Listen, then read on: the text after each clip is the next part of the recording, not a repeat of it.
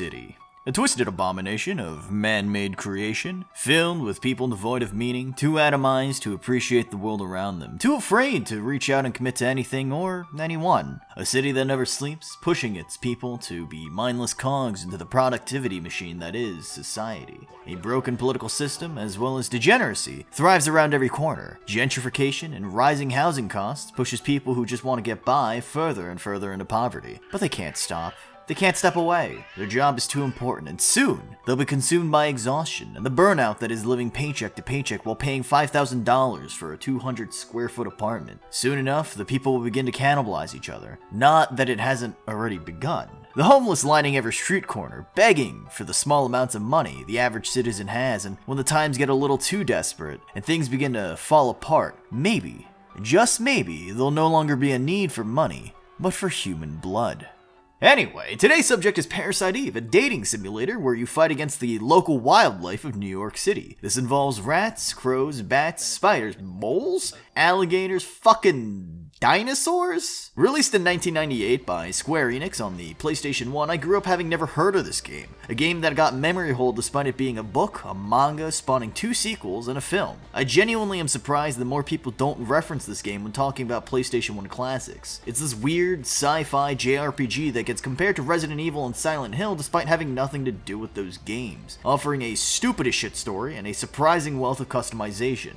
There are some heavy hitters as far as industry names associated with Parasite Eve, so it's even more of a mystery why the Parasite Eve franchise was considered niche and obscure to most people I've met. People like Hironobu Sakaguchi, Takeshi Tokita, Yoko Shimomura, and Tetsuya Nomura were associated with this game, people that were considered industry giants for the genre. Parasite Eve is the result of an incredibly autistic Japanese man with a PhD. Hideaki Sena went into an American high school 9th grade biology class and learned the English phrase the mitochondria is the powerhouse of the cell. In Japan, that directly translated to the endosymbiotic theory, the thinking that the mitochondria were their own separate organisms, and eventually they became symbiotic with cellular life. As cellular organisms continued to grow, mitochondria eventually became dependent on cells, becoming the organelle that it is today. Hideaki Sena's story proposes that one day mitochondrial hyperborea will be real, and that a collective consciousness of sorts will form between all mitochondria that are waiting for the right conditions to take over eukaryotic life forms. This birds a child that can control its own genetic code? I would like to note that only women are viable for mitochondrial hyperborea, and it says so on the Wikipedia page. I would also like to note that despite being a sequel to the novel, Hideaki Sena apparently had nothing to do with the title, and Square kinda just did their thing.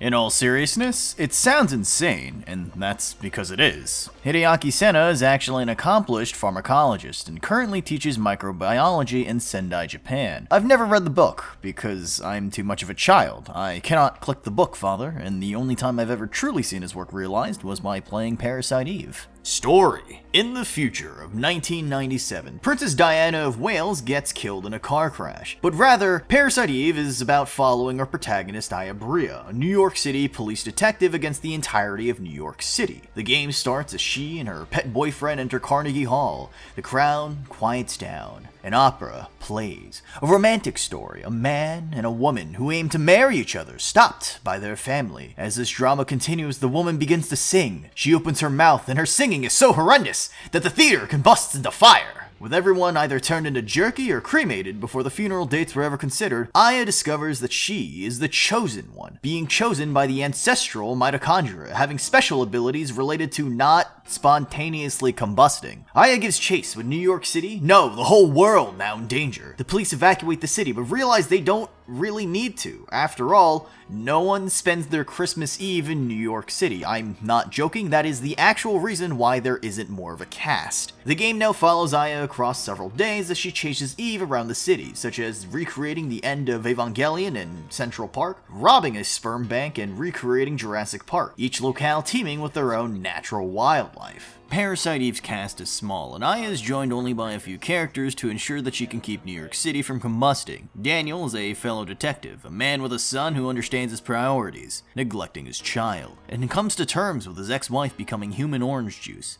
and Maeda, a Japanese scientist whose entire role in the game serves as expository dialogue to explain the more scientific mumbo-jumbo. It's a small cast, but it's adorable, and the simplicity of the cast keeps Parasite Eve from becoming more batshit insane than it actually already is. Our villain is a mad scientist, hell-bent on making Eve become the mommy to the ultimate life form, talking about how the mitochondria in humanity's cells are causing an uprising. It makes every person, minus Aya, susceptible to spontaneously combusting. Something about evolution or some shit, which, let me tell you, if you truly need to start an uprising or whatever cause or political ideology you believe in, setting yourself on fire is a very effective way to ensure that whatever you're fighting for dies very quickly. But let me ask you, is evolution truly needed? We as a species have already peaked. Mad scientists and media are always talking about how humans have become careless due to a lack of evolution. Why look for a biological means of evolving humans when you can just keep performing 9/11s over and over again? I mean, this is best exemplified in America, where the obesity rate is directly correlated with mass shootings. On reflection, this sounds completely fucking insane, and I realize that. But for what it's worth, if you have any understanding of 9th grade biology, I assure you that this is a wild and enjoyable time. The game goes out of its way to be fucking stupid. Day 2 features Central Park. The main antagonist, Eve, invites Aya to ride on a horse carriage with her to explain her evil plan. In order to get the horse carriage moving, she sets the horse on fire for no other reason than to get it to move. What the fuck? Gameplay.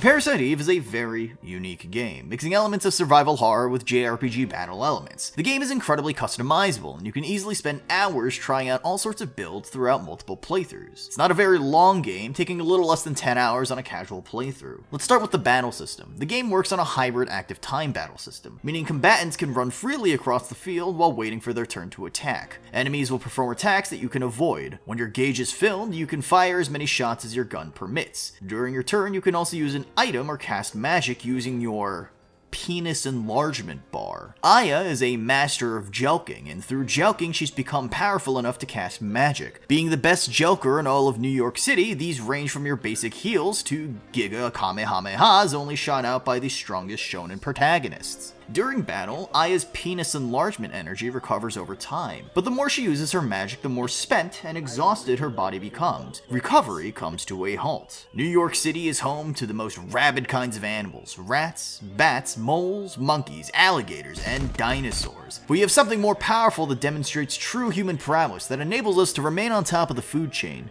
guns. Aya fights primarily with a variety of different firearms. You'll naturally come across them by exploring most locations. As the game progresses, you'll serve out police brutality on the citizens in New York City. Each firearm has multiple stats that break down how they can be used, and each firearm type has various strengths and weaknesses that enable them to be more or less powerful than their peers. Unlike the survival horror genre, you won't have to worry about different types of ammo, but you do have to keep in mind that Aya only has a limited amount of ammunition on her. Each weapon will draw from the same pool of ammunition, regardless if it's a 12-gauge shotgun, a 40mm grenade launcher, or a Glock 23 chambered in 40 Smith & Wesson. The late game also introduces rocket launchers as another type of weapon that uses its own pool of rockets. Handguns are incredibly well-rounded. Lacking range and high rates of fire, handguns have decent speed while retaining higher crit rates. Shotguns, alternatively, are incredibly slow, but all come inherently attributed with a burst modification, enabling each shotgun to hit multiple enemies. Machine guns bring out the inner ATF agent out of Aya, where she sheds her Caucasianness to find a pit bull. Each weapon is broken down into different statistics: attack for the amount of damage in a single turn, range for how far you can shoot before you begin missing, bullets for how many cartridges you can hold before reloading, rate of fire for how many bullets you can fire in a single turn, and slots, which provide different attributes to make each weapon unique in some way. Modifications are the life and blood that make Parasite Eve an interesting game to play. The selection might not be the biggest out there, having roughly 19 different weapon abilities across the entire game, 5 of which are the same flavor of different bullets fired per turn. Much like how the average gamer plays MMORPGs, the absurdity of how powerful your guns can be scratches the dopamine receptors that makes this game fun to play. Like, who would win? the ultimate life form, born from the embodiment of humanity's mitochondria, betraying and out-evolving them, who's able to evolve in 3 minutes what would normally take millions of years, or an underpaid 25-year-old lady from New York armed with a handgun. Across the course of the game, you obtain tools. These tools can be used to allow equipment to inherit modifications from other guns. For example, the M870 shotgun is a 12-gauge shotgun. Being a shotgun inherently gives it the burst modification, allowing for multiple targets to be hit. Your MP5K might be a machine gun, but only firing 3 bullets each turn severely limits your ability to do damage. Applying a tool to the M870 and applying that to the MP5K enables the MP5K to have the burst modification, allowing Aya to hit multiple targets with a single shot. We have a weaker machine gun in our inventory, which has a rate of fire of 5. We can apply that rate of fire to our MP5K, enabling it to fire more rounds in a single turn. Lastly, grenade launchers inherently come pre-equipped with an elemental modification. Frost and heat are essentially dog shit, but we find a grenade launcher that we found in a hospital basement with a tranquilizer modification. All of this combined enables our heavily modified MP5K to do a large amount of damage in a short amount of time to multiple enemies, all while pumping New York City wildlife with fentanyl, which is the primary ingredient found in elephant tranquilizer. This level of logic can be applied to every gun in order to overcome each weapon's shortcomings. Arguably, the game's weapon system is a little underutilized in a casual playthrough, and things really become more interesting when you play through New Game Plus, giving you access to a special dungeon called the Chrysler Building that primarily focuses on the game's combat. Here you'll find the best weapons and gear in the game. With the exception of the boss floors, the Chrysler Building is completely randomized, meaning that encounters are different every time you play through the game.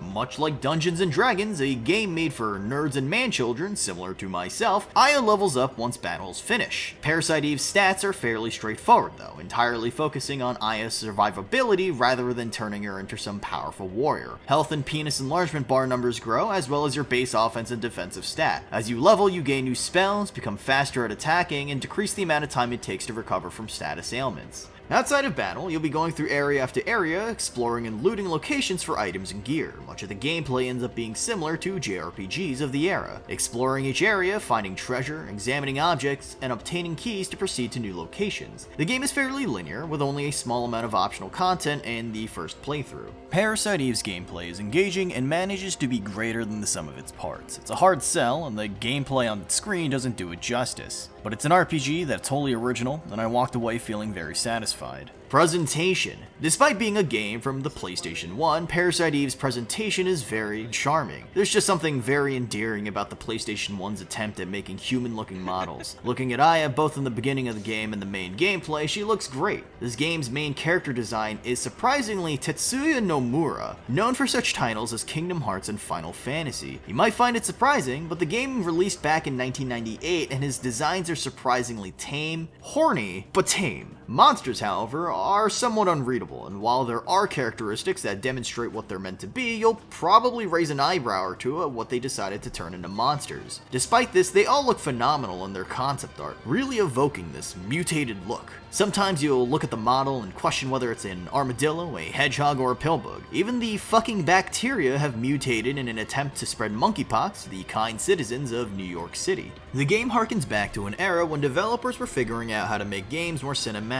While their games were essentially the equivalent of playing with Excel spreadsheet and playing the play button on a movie, Squaresoft was known for their cinematic games. Parasite Eve starts on an opera going wrong and then becomes a sci-fi game about human evolution. This game feels noticeably different than its predecessors, and it weirds me out knowing people never cite this as certified Kino compared to its peers like Metal Gear Solid or Final Fantasy. While the FMV cutscenes are definitely dated, human expression being something the Japanese never really got right as depicted in movies such as Godzilla, there is something very charming about how silly it all looks nowadays. Hilariously enough, I mentioned that this game is very horny, and you can see it through the design of Eve. One of the cutscenes really pushed the envelope, and I'm sure that displaying this cutscene in full is enough to get me demonetized. I'm not even monetized on YouTube. This game's soundtrack is very experimental and it's up my alley. Yoko Shimomura composed much of this music, wanting it to sound experimental, inorganic, and variable in its rhythms, and I think it does exactly that. It doesn't fit into the mold of any particular genre of music, but there's a funk to it that's very appealing to listen to.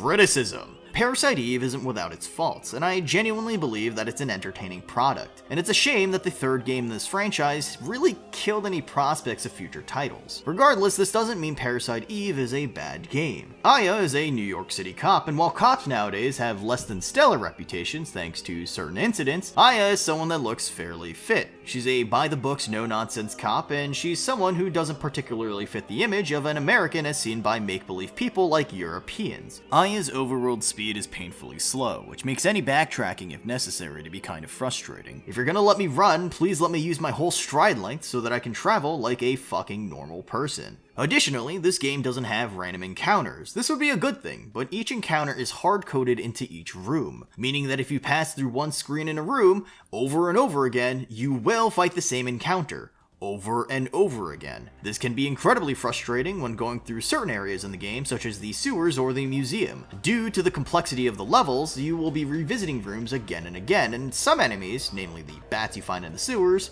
can be incredibly difficult to fight against because they just keep fucking blinding you. Lastly, the game is fairly deceptive with the way it teaches you modifications. Modifications start off simple, and from the beginning of the game displays rates of fire as a modification. The game starts off with 2 and other single-shot guns fire 3 or 4 bullets in a turn. Say a gun does 50 damage. You would expect that with a rate of fire of 2, your handgun would do 50 damage per shot, and that increasing your rate of fire would only be multiplicative. Unfortunately, this means that you would do roughly 50 damage with the amount of shots your rate of fire displays. Having figured this out through trial and error, having a higher rate of fire does do slightly more damage, but because every weapon type minus machine guns has Aya standing still, you can easily lock yourself into a shooting animation and get beaten down by enemies. Parasite Eve is an autistic game that manages to have a stupid as shit sci-fi story that's endearing for being as stupid as it is, and a combat system that does offer a large amount of complexity once you began to peel back the layers over time. It was experimental for its time, and it still feels experimental now. I've said it before and I'll say it again, nothing else really feels like it. There's not even an indie game in the future that recreates Parasite Eve's style of battle either. It's weird talking about Parasite Eve, and if you've watched this far, I can assume that it's a game you're already a fan of. It's fairly hard to sell this game to people. I haven't touched any future games of the franchise, but I also know that the third game eventually killed any prospects of having a sequel in the future. I also know that none of the other games in the franchise have the same JRPG shooter system that the first game has, and that's genuinely kind of depressing to think about. Parasite Eve is an experimental game that has a lot of potential to be expanded upon as far as its base mechanics go. It's entertaining and charming while having loads of depth that enable for a lot of player freedom and expression. I fully recommend Parasite Eve, and I think that you can purchase it legally over the PlayStation Store. Unfortunately, I don't have a PlayStation. Either way, there are other less than legal methods that you can use in order to play it, and I wholeheartedly recommend such methods if it's easier for you as a player. As time goes on, we have less and less means to enjoy the things we used to have, and preserving the past in order to ensure that things don't forever get lost to time become more and more difficult. One day, I'll be gone from Earth too, with nothing to remember me by, the only thing remaining being a legacy of videos that too will inevitably be lost to time. Anyway, the review is over. If you've watched this far, thank you so much for watching. There'll be more content to come. Please check out my links in the description and check out my streams on Twitch. Take it easy, and as always, get the fuck off my roof. Woo!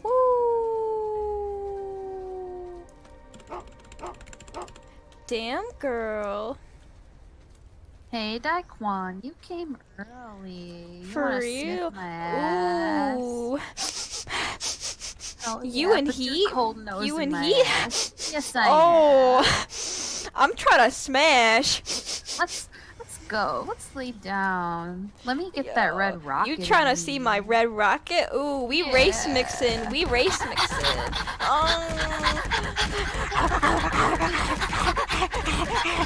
I'm cooming. I'm cooming. I'm cooming. I'm cooming. I'm cooming.